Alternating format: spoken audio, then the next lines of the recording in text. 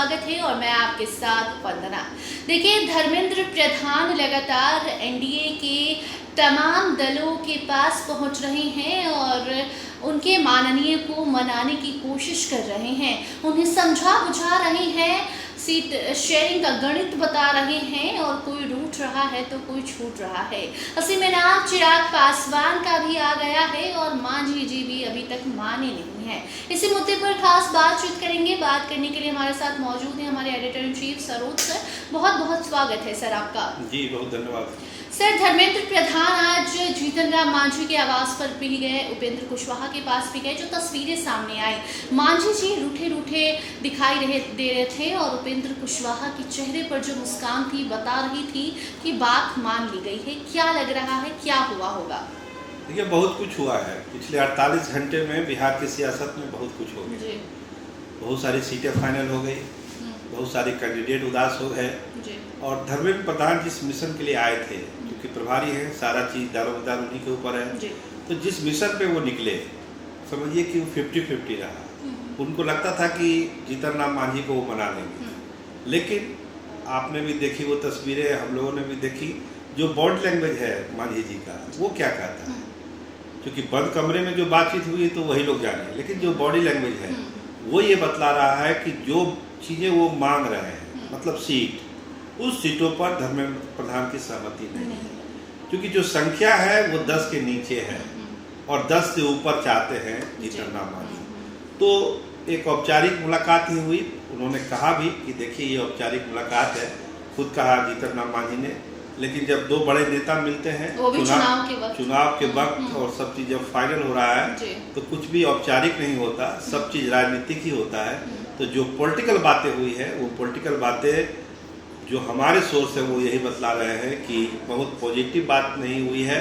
हाँ, ये जरूर हुआ है कि बातचीत की प्रक्रिया को आगे हम बढ़ाएंगे, ऐसा नहीं कि सिलसिला टूट गया, लेकिन जो उम्मीद लेके धर्मेंद्र प्रधान और सम्राट चौधरी गए थे, उस उम्मीद पर जो है उनको पूरा मार्क्स 100 नहीं मिला है, चीजें अधूरी रह गई। जी, उपेंद्र कुशवाहा की तस्वीर भी सामने आई, वो बड़े खुश नजर आ रहे थे। अभी वो खुश नजर नहीं, देखिए उपेंद्र कुशवाहा भी खुश नजर आए। देखिए जो वीडियो चल रहा है आपके मोबाइल पर और टीवी स्क्रीन में, हंसते मुस्कुराते हुए उपेंद्र कुशवाहा आपको नजर आएंगे। तो पवन सिंह की माफी, धर्मेंद्र प्रधान का आज जाना, ये तमाम चीजें हैं, अभी चलेगी। लेकिन एक बार जब सीटों की संख्या फाइनल होगी तब आपको पता चलेगा कि लॉटरी निकली क्या नहीं निकली। लेकिन जो हमारे भरोसेमंद सूत्र हैं जो रालुओं में है, वो बताते हैं कि उस दहलीज तक उपेंद्र कुशवाहा पहुंच गए कि उनको बहुत ज्यादा निराशा नहीं होगी, क्योंकि दिल्ली की राजनीति है। देखिए, बिहार का चुनाव जैसे ही खत्म होगा, केंद्र की जो सरकार है उसमें बहुत बड़ा फेरबदल होगा, बहुत तरह की आशंका है। अगर एनडीए नहीं जीतती है तो मोदी सरकार संकट में आएगी, बहुत मुश्किल है मोदी जी को सरकार चलाना अगर बिहार वो हार गए तो।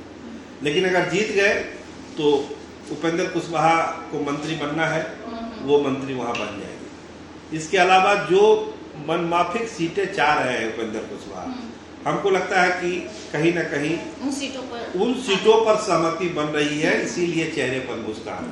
संख्या 10 के नीचे ही रहेगी, ये तो तय मान के चलिए, संख्या नहीं बढ़ेगी। लेकिन जो सीटें वो चाह रहे हैं अपने खास नेताओं के लिए, चाहे वो आप सीट का भी जिक्र कर लीजिए, चाहे वो उजियारपुर हो, सीतामढ़ी हो, और भी सीटें, बहुत सारी सीटें हैं जहां पर वो चाहते हैं कि वो सीटें मिले। तो कहीं ना कहीं एक सिग्नल भाजपा की तरफ से है कि वो सीटें आपको दी जा रही है, आप मस्त रहिए। जी, संख्या नहीं बढ़ाई जाएगी, लेकिन वो जो सीट मांग रहे हैं वो डिमांड पूरी की जाएगी, पसंदीदा सीट उनको मिल सकती है। मतलब 10 अगर पसंदीदा है तो उसमें हो सकता है सब ना मिले, लेकिन 2-4 को पसंदीदा मिल ही जाएगी, लेकिन संख्या 10 के नीचे रहेगी उनकी भी। इसके साथ साथ मोदी के हनुमान चिराग पासवान जो अलग ही भूमिका बांध रहे थे, कहा जा रहा था प्रेशर पॉलिटिक्स कर रहे हैं, सीटों की संख्या बढ़ाने की बात कर रहे हैं। और आज जब धर्मेंद्र प्रधान उपेंद्र कुशवाहा मांझी जी के घर जा रहे थे तो सबकी निगाहें टिकी थी कि चिराग पासवान को भी जाएंगे मनाने, क्योंकि रूठे रूठे तो चिराग भी हैं।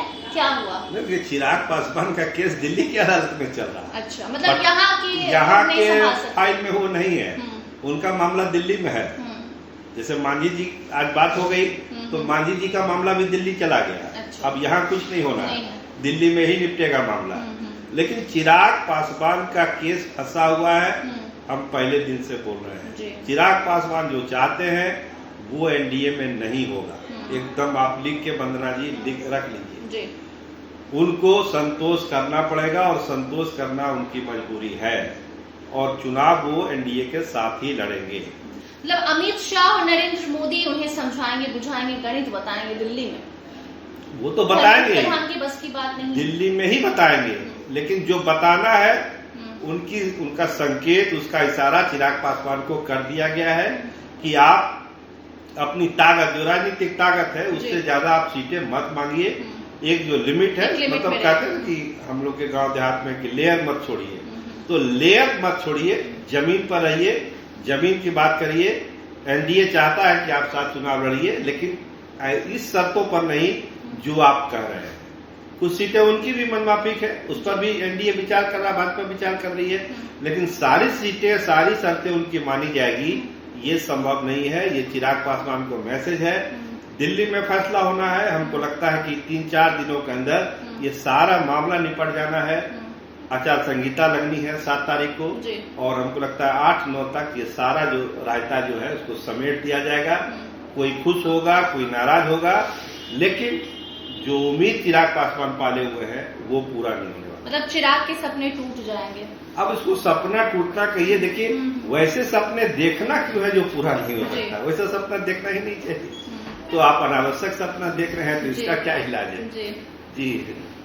जी, बहुत बहुत धन्यवाद जी, बहुत धन्यवाद। तो देखिए, चिराग पासवान की क्लास दिल्ली में लग रही है। चिराग पासवान को समझाने की कोशिश की जा रही है कि आप अकेले नहीं हैं। 243 सीट है और ये लोकसभा का चुनाव नहीं है, विधानसभा है। सबका फोकस बिहार पर है और बाकी दलों को भी खुश करना है, और बड़े भाई की भूमिका में जदयू और भाजपा है, तो उन्हें भी लेकर साथ चलना है।